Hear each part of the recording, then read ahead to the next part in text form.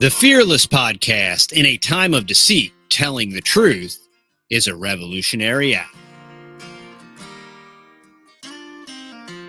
All right, y'all. Welcome back to the Fearless Podcast. This is episode 78, and we have been incredibly busy around the homestead.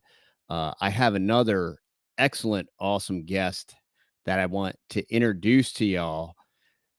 That would be Dane Wigington from geoengineeringwatch.org. Dane, welcome to the Fearless Podcast. How you doing, sir? As good as could be expected, TD. Thanks for asking. Thanks for the invite. Thanks for your attention to what's happening in our skies. Yeah, the reason I wanted to have you on, a great friend of mine, Billy from Permaculture Pimpcast, had you on, and I just want to do what we can do here to tell the story, get the information out, educate people. When it comes to weather modification and aerosolized injections and geoengineering and all these different things, what is very fascinating, especially on social media, is we've discussed this topic 2 or 3 times, and you get this overwhelming. You get 3 responses. You get people that are in the know and they are aware. You get these probably they're like government disinfo bots. You get a lot of that, and then you get a large group of people with normalcy bias that say something to the effect of, man, I've been hearing everything you're saying, but I just can't go here. I can't even consider this. I can't fathom this. And that's why I want to put people in contact with your information. And I want you all to be, I will link the website down below. But what Dane has done is yeoman's work here with providing provenance and documentation. The first thing I want to point you to is his documentary, The Dimming, that is available on YouTube, and it has 25 million views. You can also check out this interview with RFK Jr. that has over 1 million views. But I want to direct y'all there for resources to help break this normalcy bias that people have, where they're just like, this is way too conspiratorial. Who's funding this? How are they doing this? None of this makes sense. This just isn't a possibility. This is condensation trails and all these different things. And you've went above and beyond, invested time, money, and resources in documenting all these patents, documenting the government white papers, extensively diving into this subject. And then with your documentary, The Dimming, you even went above and beyond and you compiled the data and did the experiments that there's only one possible explanation for any of it. And you've presented that information in such a concise fashion. And now we are in real time experiencing the effects of all this manipulation with back-to-back hurricanes and cataclysmic devastation and poisoning in the Carolinas and eastern Tennessee. And that's what makes your message just that much more important. And that's why I wanted to have you on today. Thank you, TD. And for the record, this is a 20-year-long mission now that I never wanted. Never. I live in a remote wilderness area in Northern California. I wanted only to restore habitat here for the rest of my days, work in the forest in solitude, which is what I was doing. And when this issue came to my attention, because my home is completely off-grid, wind, hydro, solar, very large solar system, I was losing 20, 30, 40, some days 70, 80% of my solar PV uptake from whatever these aircraft were emitting. And I knew that could not be condensation. I have some background in the industry, a former employee for Bechtel Power, that's the world's largest engineering firm. My home was on the cover of the world's largest renewable energy magazine. And again, you don't lose 70 or 80% of your solar power from whatever aircraft are emitting. That's not condensation. And I want to clarify, that's not a loss of 70 or 80% of visible light. Very different. You have to have direct, unobstructed sunlight for solar power to work. So I began to test my precipitation. Didn't want to find climate engineering elements in it, but I did. The more I tested, the higher the amounts went, until after 18 months of testing, literally toxic rain was falling on my forest, 3,450 parts per billion of aluminum in the rain. And for those that don't know, aluminum is toxic to all life forms, period. And although it's abundant in Earth strata, TD, it does not exist naturally in free form. If it's in free form, it's been mined and refined and put there. And that's a primary element in climate engineering patents, which is to stated purpose to block the sun. So you mentioned, TD, people ask, why would governments do this? And my response would be, why wouldn't they do this? Why would we expect them not to do this? And as far as who they are, ultimately, it's those who print the money. The occupants of the White House mean exactly nothing at this point. They're simply props in the play. Those who print the money control it all. And again, the ramifications of not being able to hide anywhere from what's being done in our skies and the nefarious use of these operations is the gravest of threats. And that's why we're so fully focused on this issue. And as far as the condensation trail narrative, I'll leave it with this. We have up close film footage of these aircraft at altitude, KC-135s, KC-10s, C-17 Globemasters, nozzles visible, turning dispersions on and off. End of debate. This is not condensation. Yeah, and what's more, with all that, the video documentation you have, even the way that these supposed contrails are engulfing the plane and its entire span. I mean, this is clearly, it couldn't be a condensation trail from the engine itself, because these planes, you can clearly see, are visibly rigged out to spray whatever they are spraying, and it's unexplainable by any other means. And why this is important to people like us and in our space, much like you 10 years ago, we strategically relocated. We said, what we eat is very important. We want to be part of that process. We want to participate in that process. We want to eat clean. We want to eat organically and all these different things. We want to be self-resilient, self-reliant, and we want to promote that type of community from a parallel standpoint, as far as, the standard American diet and all the standard American finances and the standard American things. It's a broken system that appears to be by design for no other reason than to poison us. So, if we take the action that we can take and do the things that we can take, grow our own food, raise our own animals, participate in that process, we can kind of take control of that, for lack of a better word. And here, come to find out, they're spraying these heavy metal pollutants everywhere, so that, this affects absolutely everyone. It affects everyone's food security and everyone's ability to eat just normal foods. And that's why this issue is so vitally important to all of us, and especially us here in this kind of homestead type regenerative ag community. And that's why I want to provide people with these resources and with your personal testimony, so that if they kind of are on the fence, or if they're suffering from cognitive dissonance and they just refuse to connect the dots,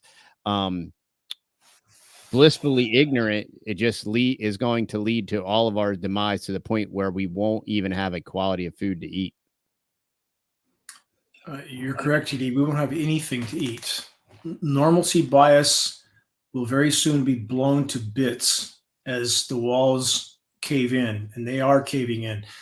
There's not an uncontaminated drop of rain anywhere on planet Earth. We have peer-reviewed climate science study to prove that. I have no love for the, quote, climate science community, who continues to deny this elephant in the equation. It's criminal. It is. I want to make that clear. The denial coming from the so-called climate science community is criminal. The denial from Matrix Media is criminal at this point.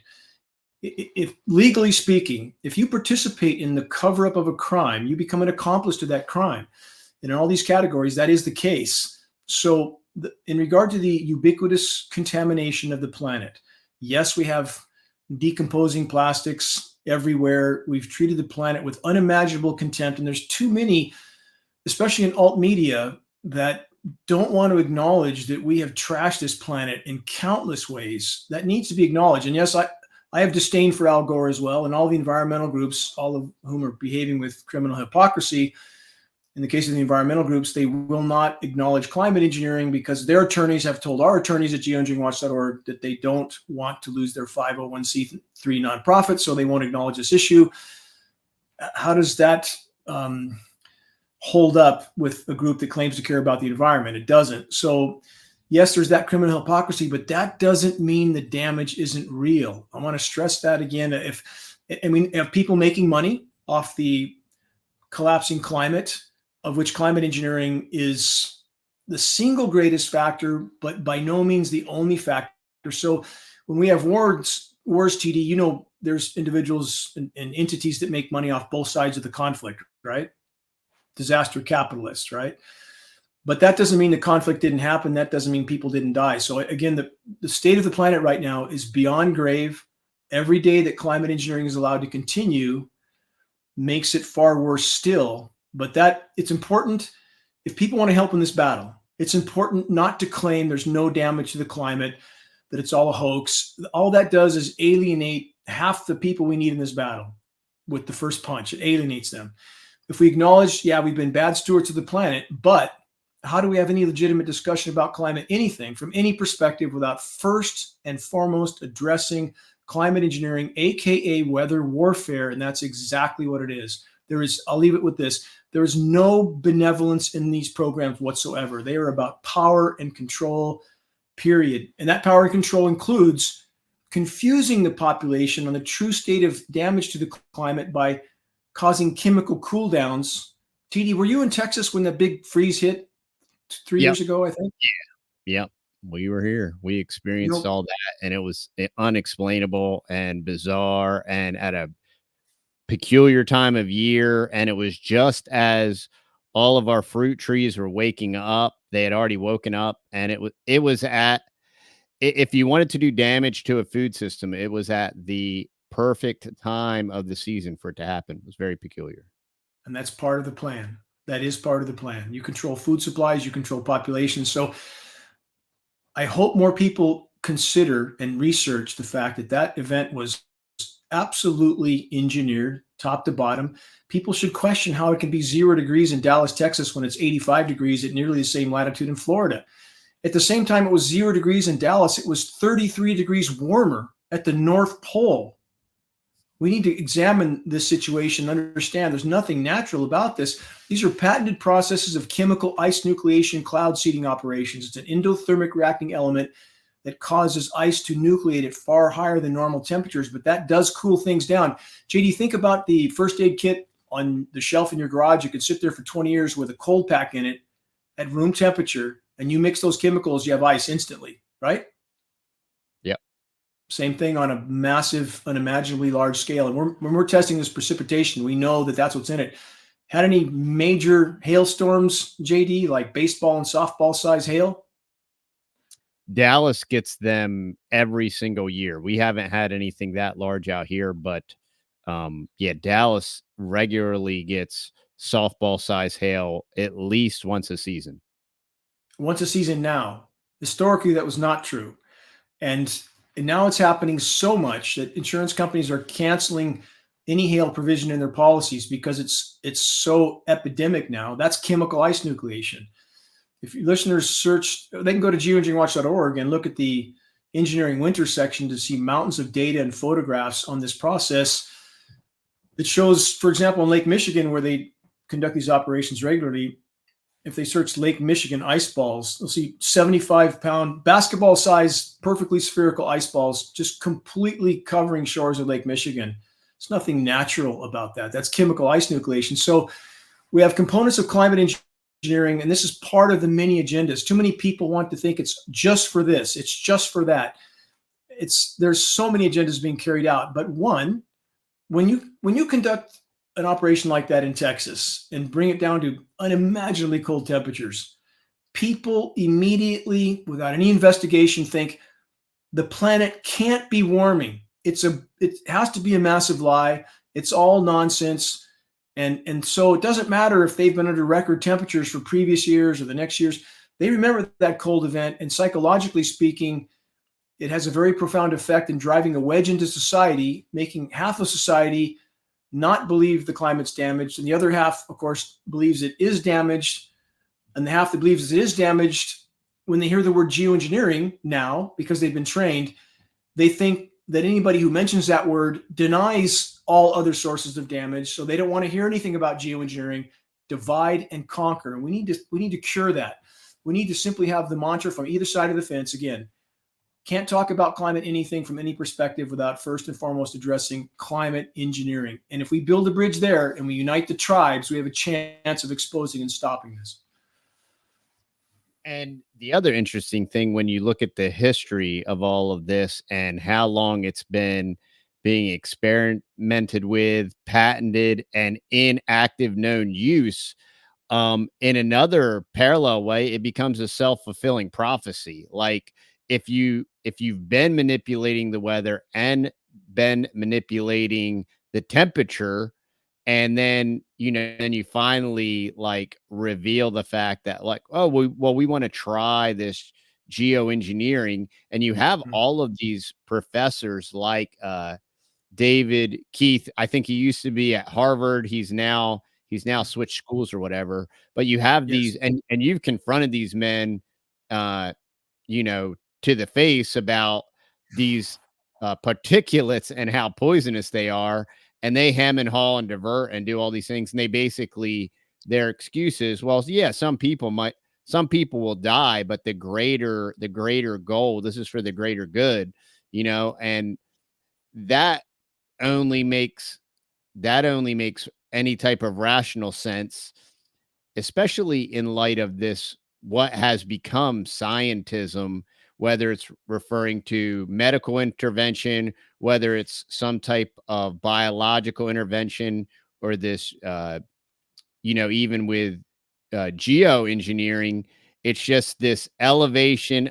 It's this technocratic Fabian socialist intervention where we can we can do these completely artificial things and affect our surroundings, and because we're so smart, and because scientism has become a god, and we worship at this foot of scientism, we can change these things, and that keeps becoming more and more apparent in the news cycle and in our society, that these experts and these technocrats that people lean on to get their information from are blind at best, and in a larger way, they're propagandist talking heads for those that fund their initiatives. Agreed on all points. So when those who deny climate engineering try to convince themselves this isn't happening, because if it was, we would have legions of whistleblowers. One, what happens to whistleblowers? And again, John Carrico, for those who don't know who he was the U.S. official that blew the whistle on the illegal torture programs. Who was the only person to go to jail? The only one, John Carrico. And in regard to people questioning how a whole aviation industry could, even though compartmentalized, be involved with this, and nobody is stepping forward, let's look at the medical industry, which you just so correctly brought up, TD. How can we have an entire, supposedly incredibly well-trained medical industry, all of whom are still, even today, ranting safe and effective? Really, while people are dropping dead, athletes in the prime of their life dropping dead on the field because of the medical treatments they received. And yet the whole industry still continues to pretend that these concoctions that they're pushing on populations are still, quote, safe and effective. So again, what's happening in our skies, and the fact that the public is not yet ready to fully acknowledge it, is a profound testimony to the power structure's ability to propagate normalcy bias and convince people they shouldn't even believe what they see with their own eyes. Of course, governments are doing this. It's a historical record. T, did you see last week when Joe Biden, in between his babbling, tried to deny this issue? Did you happen to see that clip? I haven't seen that yet. It's worth watching. I mean, and of course we had CNN and other organizations too. In fact, I've just done 2 separate hour interviews with InfoWars, and CNN covered that with a pathetic attempt to try to, quote, debunk climate engineering as if it's so preposterous that governments have any such control or power. The first hurricane modification operations in 1947, Project Cirrus, they dumped 80 pounds of dry ice into a hurricane and appeared to change its course so much that instead of going out to sea, it changed directions and made landfall, did a lot of damage. Lawsuits were pending, and then they tried to walk it back, like they didn't do this, it didn't change course. And they can change the narrative even though something's already happened, just like they did in Dubai. In fact, did you see Dubai, the recent flooding? They got 2 years worth of rain in 6 hours. Did you see that? I'm not sure of that, but I know that same exact thing happened in India, right? Like just a year or two ago. Dubai was particularly egregious, and I'm going to weave this back into everything else I said. So Dubai, within days of them saying they were going to ditch the US dollar, they get 2 years worth of rain in 6 hours. And they initially admitted that weather modification was a component in this equation. And then when it started to gain international coverage, they immediately tried to backtrack. And whether they're covering the tracks for whoever did this, clearly it was climate engineering, because we captured on satellite imagery the frequency transmission signatures on the clouds in the Persian Gulf the day before and the day of. This is climate engineering. And I want to make this clear also. Climate engineering is very different than weather modification that people are familiar with. A single engine propeller-driven aircraft with some flares on the wings. That's designed to simply be a smoke screen for people so they think that's all it is. Can't be that bad. Never mind the KC-135 military tanker dumping 100 tons of toxic nanoparticles in a single payload. So again, a lot of layers, smoke and mirrors going on and so forth. But the bottom line is for Biden and Matrix Media to pretend that we don't have this technology and that governments haven't done this and wouldn't do this, it's beyond ludicrous. It's a historical record. Project Popeye in Vietnam, the U.S. military, so successful at manipulating precipitation over Vietnam that international treaties were passed in the 70s forbidding these operations in wartime. Not that anybody pays attention to those. So again, why wouldn't they do this? And final statement, TD, have you seen the film of Lyndon Johnson in 1962? Stating we had the power to control the world's cloud layer. I'd encourage your listeners to look at that at geoengineeringwatch.org. Under the recent column, we have our weekly commercial-free, political-free broadcast, all news. The first 30 seconds is a film of President Lyndon Johnson in 1962 ranting like a lunatic, claiming we had the power to, stating, not claiming, stating we had the power to control the world's cloud layer then, and he who controls the weather controls the world. Of course they're doing this. Of course they are. And denial at this point is not going to save anybody for much longer, because, and I know nobody wants to hear this, but we are so close to collapse on so many fronts, from an ecological standpoint, from an atmospheric standpoint, and climate engineering is a key component in all that. And it's observable to us everyday normal Joe people. We were watching the Hurricane Milton in real time, and I believe they reported 27 tornadoes touched ground. And and I'm like, when in history has a tornado ever, now for some reason, all of a sudden hurricanes aren't just, catastrophic hurricanes, but they birth like dozens and dozens of tornadoes in areas that do not get tornadoes, period. And then it's like spitting out like 27 tornadoes in like a couple hours. And, these type of things are completely unexplainable. And then there is an absolutely known gag order on weather folks and people that track and do this stuff professionally, that they're not allowed to talk about it. And I mean, how could you possibly even explain that they're not allowed to talk about this? There is a gag order. If there's nothing to talk about, why would there have to be a gag order? And I want to clarify on the gag order, you're correct. The National Weather Service and the National Oceanic and Atmospheric Administration have an illegal federal gag order on all agency operations. The gag order does not extend to the local network meteorologists, but those people, like so many in the ranks of the human race, will do or say whatever they're told, so long as it provides a paycheck and a pension. That's the simple fact of the matter. And as far as the quote forecasting goes, it's being passed down from the top, from Raytheon and Lockheed Martin, two private defense industry contractors that are highly involved in climate engineering everything. And they do all the weather modeling for the nation's weathermen. Why in the world would we need private defense contractors to do the modeling for our nation's weathermen?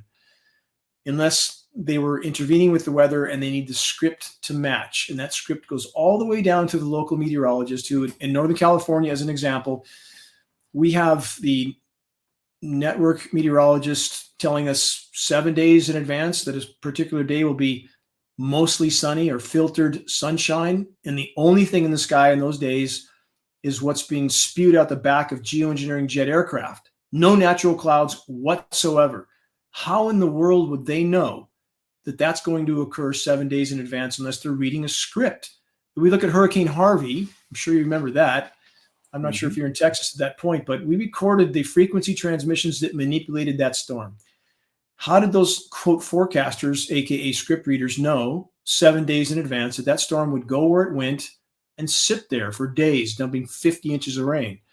Because they were reading a script, and we recorded the frequency transmissions that held that storm back from moving over land and breaking up. We recorded it. I hope your listeners will search geoengineeringwatch.org hurricanes and look at everything we've recorded, the interaction of the frequency transmissions with the storms, the transmission installations, and the frequency they project has a repelling effect on the air mass containing the storm. Milton, if you follow the track of Milton, TD, it spun up much faster than they expected. You remember that? It went to a Cat 5 almost immediately, and that caused it to drift southeast. It started to hang up a little bit on the Yucatan Peninsula. There's a massively powerful transmitter in the Yucatan, and governments are absolutely working together on these operations. It can't be otherwise. You can't just geoengineer over your own country without affecting the whole world. We have Senate documents to prove this cooperation. But the Cancun transmitter was ramped up to full strength, and it bumped that storm back off and on the basic trajectory that they had scheduled. In regard to the landfall of Helene and Milton, we can't find any surface stations that indicate anywhere near the strength that we were told those storms were. And I'm not saying they didn't do damage. Of course they did.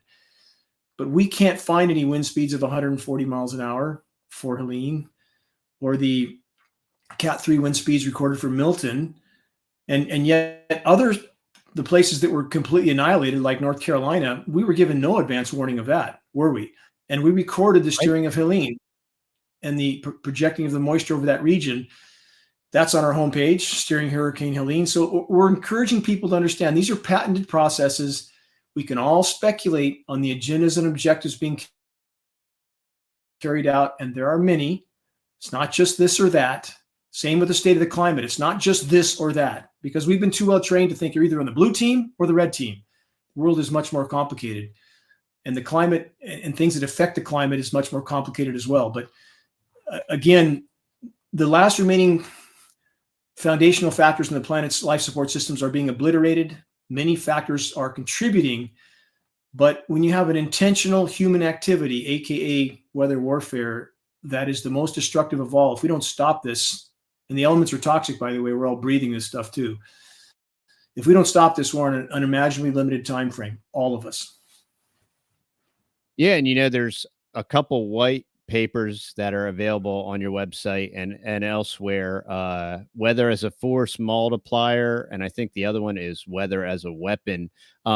What's even more interesting when you talk about these weather projections and where they come from, it's exactly like the mainstream media when they have these talking points and you can hear 50 different news agencies and they parrot this exact same phrase verbatim. This is the way that this information has been disseminated. And you can't, when everybody quotes the exact same phrase from all parts of the country on these little small town, news cycles, it's a clear demonstration that this information is clearly in bulk, it's propaganda, and it's being dispersed exactly like these weather patterns and weather forecasts.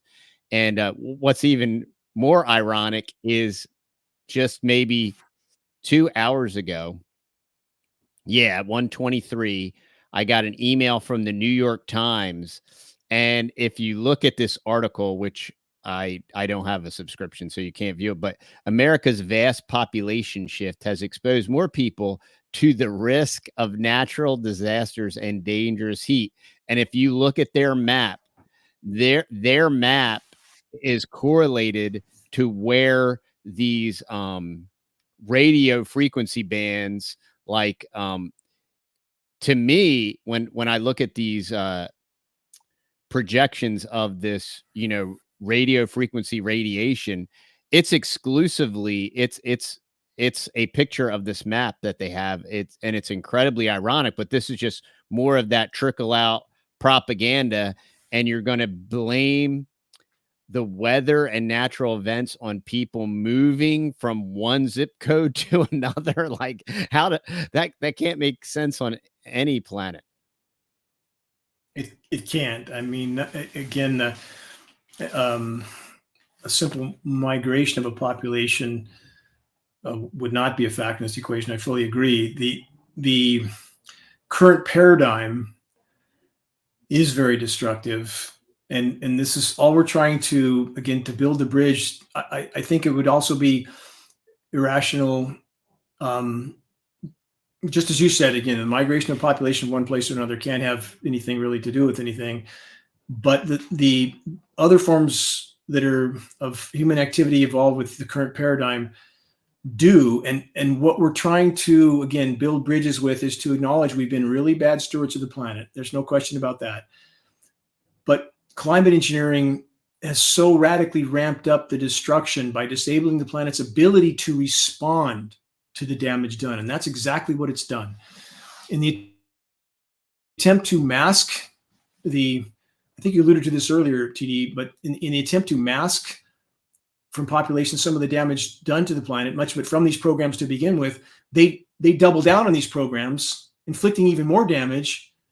And that's the mentality of the military industrial complex, just like the pharmaceutical industry. How many commercials do we see? Take this for that symptom, and here's 20 other side effects, which are really actual effects, aren't they? And then you have to take a dozen more pharmaceuticals for those, and just one layer of insanity on top of another, on top of another. So again, what we're trying to drive home at geoengineeringwatch.org, we have so many causes and concerns that are valid in today's circus of insanity that we call military industrial society. But if we don't plug this hole in the bottom of the boat, we're done. And I don't mean centuries from now or decades from now. If we look at current statistics today, TD, the insect populations are down 80 to 90%, terrestrial and aquatic. If the insects can't make it, how long do we think we'll be here? Wildlife populations conservatively down 74, 5% in the last 40 years alone, and crashing faster by the day. Plankton populations are crashing around the globe. Atlantic down 90% based on recent peer-reviewed study. We now know, we just got confirmation of what I've said at geoengineeringwatch.org for 15 years, that the forests respiratory systems are shutting down. And this includes crops now too. It's a condition called VPD, vapor pressure deficit. They have so altered atmospheric chemistry. And part of that is, again, industrialized society as well. We've helped to alter that chemistry, but climate engineering even more so. And so now you have the respiratory ports from in trees and forests and crops. They're shutting down. They're not absorbing carbon. They're not feeding carbon from the atmosphere. They're not releasing oxygen. They're just dormant. And we're seeing crops collapse across the globe. You can't grow anything here in Northern California, TD. And that's why with Billy in Carolina, we're sending him some soil samples here, because we know that the soil microbiome is dead. It's dead.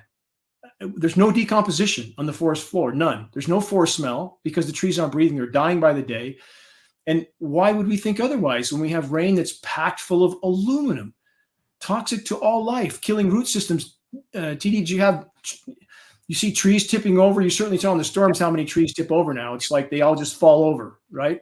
Huge ancient oak trees. And we have large loblolly pine on our own property, and we're watching them die. And it's completely unexplainable, because here you have an completely undisturbed forest floor that hasn't been sprayed by big ag with glyphosate or anything. So if everything was working the way that it was designed, and as the forest floor decomposes and regenerates that soil, there's no way to explain this, why these massive 100-year-old oak trees are getting blown over by the root ball. And then even if you look at the root structure, I'm like, this root structure defies basic biology. We were always taught, and even in government school, the tree canopy, the root ball is at least as large or maybe 2 times larger than the canopy.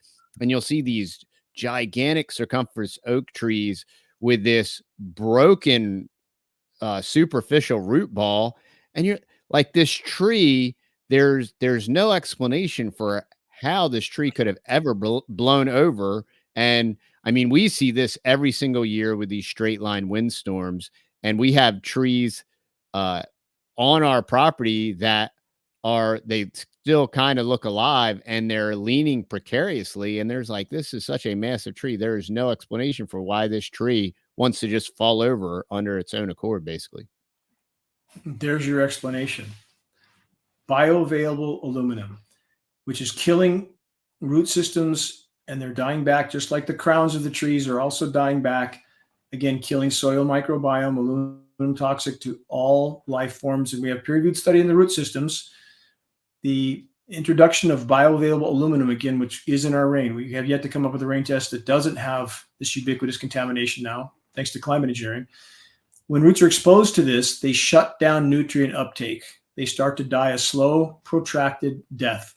And so here in the northwest of the United States, we have a massive die-off of the Douglas fir tree. It's the predominant, all trees are dying, but the fir tree is especially rapidly. Recent peer-reviewed science study named the title Firmageddon, and I think that title expresses clearly how bad it is. And we have the so-called experts here blaming it all on the beetles. It's just the beetles. The beetles are a symptom of a sick, dead, dying tree. So again, we have the so-called experts in the Scientology you correctly mentioned earlier, or the scientism, or whatever I should say, worshiping experts that say whatever they're told to say. Whether they consciously believe it or not is another subject, but they are systematically ignoring the elephant in the sky. And I've had USDA soil scientists with me whom I knew, I haven't communicated with them now for a while because of this rift, but measuring soil pH values, there's so much metal has fallen on us here in Northern California. Our normally acidic soils, and I have the baselines, I have the historical baselines in my possession from the USDA from the 40s, the actual copies. And our soil pH value has gone from in the 5.4 range to 6.5, 6.6. That's 10 to 12 times toward alkaline from the contamination in the rain. That's an incredible amount of metal saturating into our soils, and the soil decomposition isn't occurring. The forest floor duff is not decomposing. And then they cut off our precipitation on top of that. We've been 6 months here in Northern California with no rain, 6 months at temperatures that in a formerly lush forest, we've had temperatures at 3 a.m. here of 95 degrees with 15% humidity. That's something you might expect in Death Valley. So people have no idea how drastically damaged the planet is at this point, and climate engineering making it worse by the day. And I would argue if we can expose and stop this, TD, then we can argue about the other sources of damage. We can assess where the climate's really at, but we have to start with this. This is the biggest hole in the bottom of the boat, and we do not have much time. I want to make that perfectly clear. And the biggest variable, and I'll leave it with this, once the power structure realizes the population is waking up to what's been done to them without their knowledge or consent, and this, of course, includes the recent medical treatments, all of this is intertwined because they're trying to thin the herds. They know they can't maintain this paradigm very long, so they're trying to thin the herd. That should be abundantly clear at this point. But at this point, at the moment we're at now, there are so many factors so far past the breaking point that on any given day, those in power, as they become unimaginably desperate, could play very big cards. We know in the rain we have aluminum, barium, strontium, manganese, polymer fibers, surfactants. If you've seen foaming rain, ever seen foaming rain, TD, where Mhm. down a All drainage, there's a lot of foam? Yep, all the time. That's surfactants. That's what they use to keep the particles from coagulating together when they're dispersed. So, I mean, the synergistic toxicity of all this is incalculable, but we have graphene in the rain as well. So the point I was going to make, that once the power structure knows they're losing control, we know polymer fibers and graphene are used as biological carrier platforms to carry a pathogen from the clouds to the ground. We know there's 400 biolabs around the world, level 4 labs. They're doing something. These pathogens aren't coming from nowhere.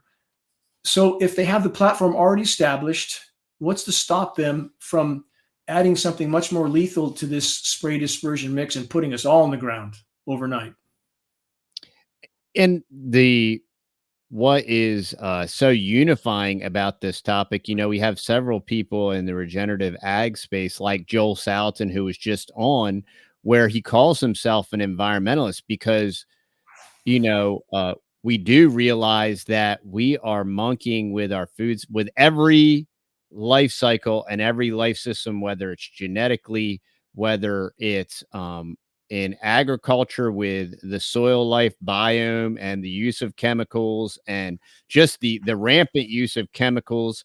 And it's exactly like, I think, when you confronted David Keith about the use of aluminum and how it will destroy the soil biome. Oh, well, we didn't do any tests on that. I mean, I can only speak to like how it's great when you aerosolize it and you breathe it in, and a couple people will die, but for the greater good, we'll drop the temperature.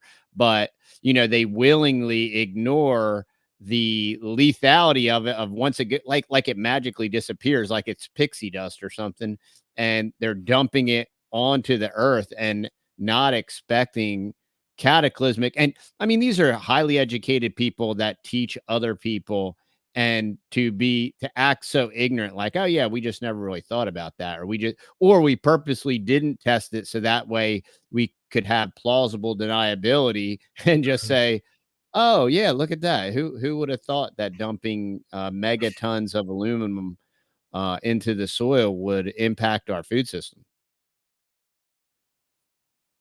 Exactly. Very well stated. And yeah, if we could rephrase that, highly educated or highly indoctrinated. I would argue these power structure institution individuals have their certificate of indoctrination, and that's what they operate from. So yeah, think of the criminality of David Keith as I confronted him at that International Geoengineering Conference. This is all in the dimming for your listeners that want to see that confrontation. But for him, from my initial question of, you're proposing dumping tens of millions of tons of aluminum in the atmosphere, have you done toxicological studies? And his first response is, I'm paraphrasing, well, we've studied atmospheric particulate loading. Basically, there's a lot of material in the sky already. A little more won't hurt. Wait a minute. That material is not aluminum. Have you studied aluminum? What did he say? No, we haven't, as you stated. Could terrible things happen tomorrow? We don't know, quote unquote. What kind of statement is that from the world's most recognized climate engineer? And if we go back to the CV19 scenario and the 85 countries infected in 3 days, that's indicative of an airborne dispersion. And when we have these elements in the precipitation, why would we not suspect that? We have the world's second most recognized climate engineer, Dr. Ken Caldera, former Department of Defense scientist.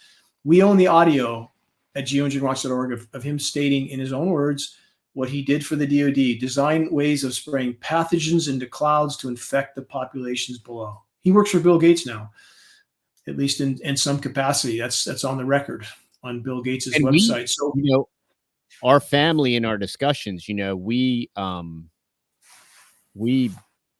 was throwing that out there, like, just from normal observation of getting up and going to town and going to work. And you're like, and you're getting reports from friends, and you're like, how can everyone be getting this respiratory illness, like, all across the country, all at the exact same time? Like, it doesn't make any sense, and now, just this week, they're rolling back out these mask mandates because we obviously have learned from the scientism that these paper masks that do all this damage to us somehow stop these microscopic particulates. And they keep recycling these this propaganda and these talking points, and they're going to roll it all out again. And as Billy calls us, the United States of amnesia, because of the news cycle and the propaganda, the majority of the population has no type of long-term or short-term memory to say, hey, remember when they said it was one mask and then it was two masks and then it was three masks and then it was like, well, actually, no, masks don't do anything, but we just wanted to program people. And now they're going to do it again. And, when is the population going to push back and say, no, we know that this doesn't work. This doesn't do anything. This is just a means of mind control and programming and indoctrination. And, they're rolling out the masks again. So I would say that that is an indication that they're getting ready to spray something else on us. I would agree. And I feel exactly the same as you, TD, and it's mind-numbing. The behavior of the majority population is truly mind-numbing. It defies any rational understanding. We're currently, those that are awake and aware and seeing the horizon through a clear lens, I would argue, are caught between the hammer and the anvil, between a clinically insane power structure at the wheel and a hopelessly asleep population at the wheel. And this can only end poorly if we continue in the current trajectory, because we have right now, I want to speak in right now figures today, while people are being entertained with scripted election theater, and that's exactly what it is. We have, again, plankton populations crashing, no plankton, no people. That's the basis of life on Earth. Plankton supplies the largest oxygen producer on the planet, not happening anymore. Let's connect climate engineering to that, because yes, there's lots of sources of damage to the plankton. We're trashing the oceans. We just found out recently, you talked about the chemicals and you're trying to stay away from those. I don't blame you. I used to spearfish at the Channel Islands for my sustenance in my youth, when I was diving for many years around the world. And then we find out that the government looked the other way while they dumped 500,000, no less than 500,000 barrels of DDT in the Catalina Channel. 500,000 barrels, and that's only one of 18 dump sites. What else don't we know about? So again, back to what's occurring right now. Death of the oceans, global pelagic fish populations, the food fish, completely collapsing, down 90% now. Plankton, at least in the Atlantic, based on peer-reviewed study of 500 locations, down 90% now. Global terrestrial insect populations and aquatic, both 80 to 90% decline now. I mentioned the wildlife population, 70 to 74% conservatively in the last 40 years alone. Ozone layer. If you're growing your own food, you know that excessive UV radiation will put an end to that. And we're getting UVC on the surface right now. Climate engineering is the single greatest ozone destroying human activity of all, by far, period. Logic should kick in here. Should we be most worried about the damage that the aerosols in a hairspray can do, or the CFCs and coolant, or fleets of KC-135s and other tankers dumping 100-ton payloads of ozone-destroying, oxidizing nanoparticles in the atmosphere that are then microwaved, which further destroys the ozone layer. And for those that don't know, the ozone layer is unimaginably thin. If you compress it to a single molecular layer, it's about, I think, 6 millimeters thick, something like that, the size of a few coins stacked together. That's what allows us to live on this planet. You destroy that, we're done. Every rocket launch causes destruction. Every nuclear bomb detonation caused mass destruction, but the power structure did it anyway. Because we hear people say, and I'm sure you hear this, TD, well, they wouldn't do this to themselves. Yes, they would. They already have. We're not dealing with sanity. We're dealing with power addicts, and an addict doesn't consider the next fix will kill them. So all these life support systems are imploding. TD, do you know how bad the situation in the Amazon forest is? Have you heard anything about that recently? Yeah. It's just evaporating. Yeah. I lost your audio, I think, but 70,000 fires this year alone. 70,000+ fires this year. It's burning to the ground. The rivers are dry. Great Barrier Reef is basically dead. UV is a major factor there that's not being disclosed. I've been on 2 Great Barrier Reef expeditions in the past. Done. One of the seven wonders of the world, done. Kelp forests all over the world, which is a bigger ecosystem than the reefs, done. 95% decline. Americans are going about their lives right now as if they're going to continue as they are. Football games and pizza and election theater, good luck. That's not going to happen. The paradigm is about to totally collapse. If we want to make a difference, we have to do it now. Yeah, I can't say how much I appreciate your work, the way that you fastidiously document everything. You provide the receipts to just completely eradicate this normalcy bias notion. Anecdotally, my boys, the grandparents were down visiting, and this was probably a couple years ago, and they were like, "Wow, they're spraying us again today." And their grandfather, he like started to glitch and twitch, and he's just like, "What are you talking about? They can't do that. Who's paying for it?" And all these tropes and whatnot. And it just speaks to the way, especially the older demographic, they were much more mainstream, and they got all of their news from television. And what Mhm. is quintessential, this is the Fearless podcast, and especially as Americans with a vestige of free speech, like if you have the freedom to speak, right, and you don't speak the truth in fear of uh, hurting somebody's normalcy bias or hurting their feelings or whatever. I mean, what is the point of having any type of freedom of speech if you're not going to say the most important things and recognize what's going on and provide the information? I mean, education is the key. Once you see what is going on and you see the proof and the data behind it, that's the only way to make any kind of substantive change that's going to affect anything. Because as long as people are willingly and willfully ignorant, they're just going to, turn on the football game or wait for the election results and do all these different things. And it's part of that propaganda control system to keep everyone, the bread and circuses while Rome burns to the ground, while they have bread in their stomach and they have the entertainment and and meanwhile everything burns down around us. You're exactly right. You're exactly right. And that firewall of self-psychological defense mechanism, very primal mechanism, is very powerful. And I had a former double PhD clinical psychologist friend of many years who knew that there was damage done to the climate. He recognized that, but he could not bring himself to face this issue, no matter how. In fact, in the video of me confronting Dr. David Keith, this individual, this psychologist, is sitting right next to me in that conference.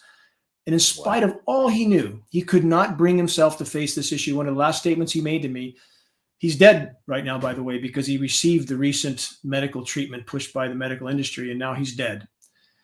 But he stated to me that this can't be happening, referring to climate engineering, unless or until there's a peer-reviewed science study that says it's happening. So are we to believe that until the criminal admits to the crime, there was no crime? And this is from a clinical psychologist. So imagine for people, this is like telling them your particular spiritual belief is not right, or your God is not your God. I mean, when their God is the government, that's who's going to take care of them. They just can't fathom this. They can't fit it into their reality. And that's a tough nut to crack. So I would suggest for people that what we do at geoengineeringwatch.org, we supply printed materials. They're available on our homepage on the left column. They're very high quality, non-political. We don't advertise or sell anything on the site or anywhere else. And that's a great key to the door. Picture's worth 1,000 words, as the proverb goes. And we pass these materials on for less than our cost of producing and shipping. We have only one mission. I have only one mission. One mission. I live for the day when this atrocity in our skies is exposed and halted, and the planet is allowed to respond on its own to the damage done before everything is dead. I revere trees. My father was an arborist. In kindergarten, they had to drag me out of the trees at the end of recess because I felt so at home in the branches of these silent, sentient beings. And to see them die is so painful for me that I will rage on in this fight until my final breath. No trees, no people, period. And again, we better start behaving like we're fighting for our lives, because I assure you we are. Yeah, and we have about 400 fruit trees planted here on the property. And what's very interesting in the regenerative agriculture space is that um, these trees will do very have been designed and created very well to flourish and to uh, recycle the air, to give us air to breathe. And then if we interact with them in a holistic regenerative way, they can even produce more abundance, and meanwhile all of these systems are being attacked.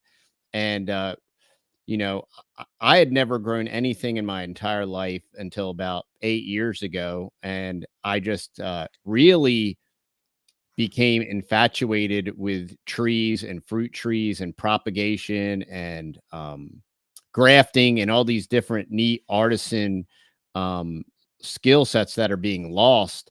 And then it was just so fascinating to me how we could interact with these trees and just do miraculous things and create abundance. And it's so powerful, and it's so important because our society as a whole is very synthetic, very concrete jungle, stack them, pack them, track them, and all this stuff.